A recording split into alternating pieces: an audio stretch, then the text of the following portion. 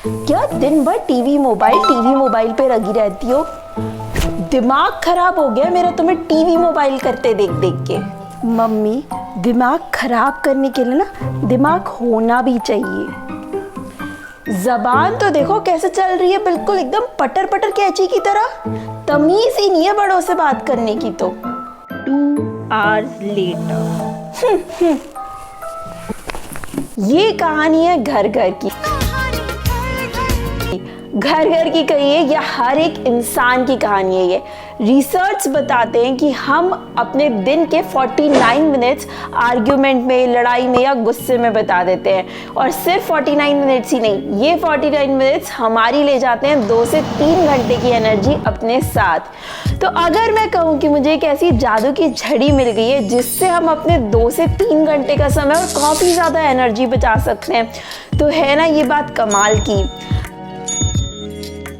लगभग 6 महीने में मैंने बहुत ही कम आर्ग्यूमेंट्स और बहुत ही कम, ऑलमोस्ट 0 गुस्सा किया है।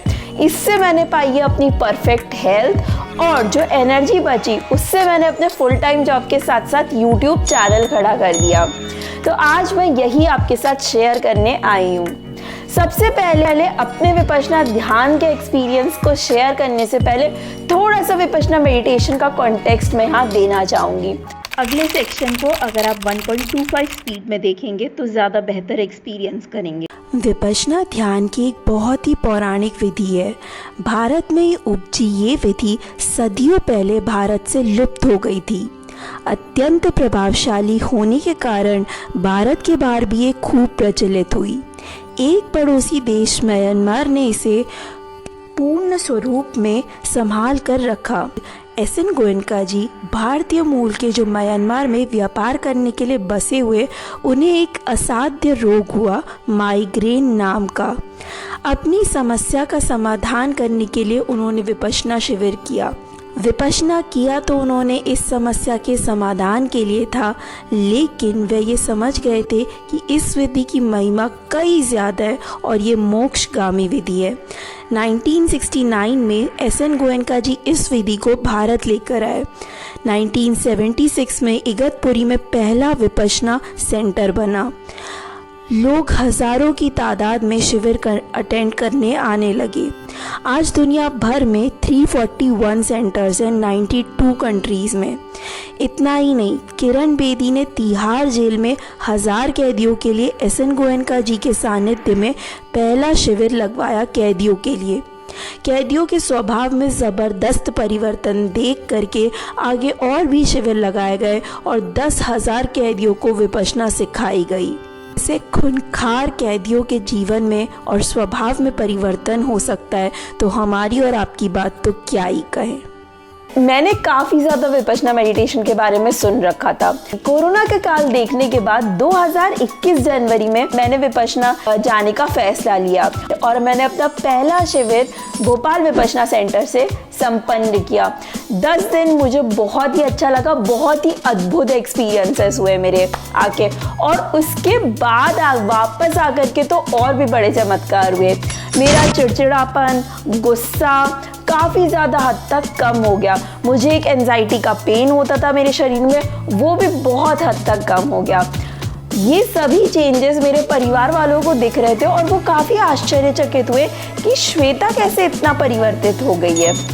इसी चीज़ ने मुझे मोटिवेट किया कि मैं 13 महीने के अंतराल में मैंने 4 विपश्यना के शिविर अटेंड किए और फिर जो ज़िंदगी में बदलाव हुआ वो ज़बरदस्त था। अब बता देते हैं कि विपश्यना ध्यान में ऐसा क्या होता है कि जीवन में इतना ज़्यादा बदलाव आता है।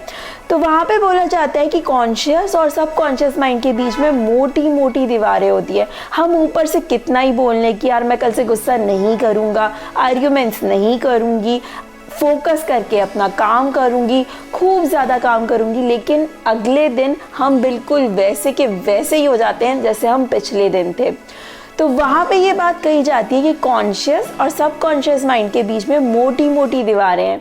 आपका कॉन्शियस माइंड को तो आप बोल देते हो यार कि कल सुबह 4 बजे उठेंगे, लेकिन ये सब बातें सबकॉन्शियस तक नहीं जाती। विपश्यना मेडिटेशन में जो विधि सिखाई जाती है वो हर बात को आपके सबकॉन्शियस माइंड तक पहुंचाई जाए, इस प्रकार से होती है। अब मैं अपने एक्सपीरियंसेस बताती हूँ कि वहाँ से आकर के मेरे जीवन में क्या क्या टाइप के चमत्कार हुए। सबसे पहली चीज़, मैंने रिएक्ट करना बंद कर दिया है। अब कोई मेरे ऊपर गुस्सा करता है तो मैं उस व्यक्ति को बिल्कुल रिएक्ट नहीं करती हूँ। पहले मैं क्या करती थी कि पहले मैं उसे समझाती थी, लेकिन गुस्से में क्या किसी को कोई बात समझ आ सकती है? बिल्कुल भी नहीं। ये हमारी एनर्जी का वेस्ट ही है। और इस तरीके से बात पहले काफ़ी बढ़ जाती थी। उसने मुझे 2 शब्द बोले, मैंने उसे 2 शब्द बोले, और लड़ाई समझ लो कुछ घंटों या दिनों तक चलती थी। लेकिन अब जब कोई व्यक्ति गुस्सा करते हैं और मैं उसे कुछ भी रिप्लाई नहीं करती, मैं अपने काम में व्यस्त रहती हूँ, तो वो बात वहीं के वहीं खत्म हो जाती है। तो 10 से 15 मिनट में घर का माहौल हो चाहे ऑफिस का माहौल हो, सब कुछ बढ़िया हो जाता है। अब दूसरा परिवर्तन, मेरी काम करने की शक्ति इतनी ज़्यादा बढ़ गई है, मैं अब दिन में 18 घंटे बिना थके काम कर लेती हूँ। थर्ड चीज़, मेरे इमोशंस इतने ज़्यादा बैलेंस में आ गए। पहले कोई मुझे छोटी सी भी बात बोल देता था तो मुझे रोना आ जाता था। Fourth, rumination. अगर पहले किसी व्यक्ति ने मुझे कुछ बुरा कहा कि तुम्हें ये काम नहीं आता या तुम ये अच्छे से नहीं कर सकती, तो मैं अपने दिमाग में वो बात बार बार, इसने मुझे ऐसा कहा, ये इंसान बहुत बुरा है, क्या मेरे अंदर कोई गलती है, ये सब मैं अपने बार बार दिमाग में सोचती रहती थी। इससे मेरी बहुत ज़्यादा एनर्जी वेस्ट हो जाती थी।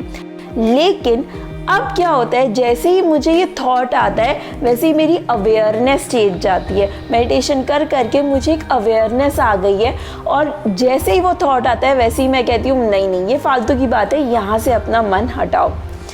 मेरे जीवन में तो विपश्यना ने अद्भुत चमत्कार किए हैं और मैं अब इसे ज़िंदगी भर फॉलो करना चाहती हूँ। अगर आपके मन में विपश्यना को लेके किसी भी प्रकार के प्रश्न हैं तो आप मुझे कमेंट सेक्शन में बताइएगा, और आपको लगता है कि ये वीडियो किसी की मदद कर सकता है तो प्लीज़ इसे ज़रूर शेयर कीजिएगा। धन्यवाद।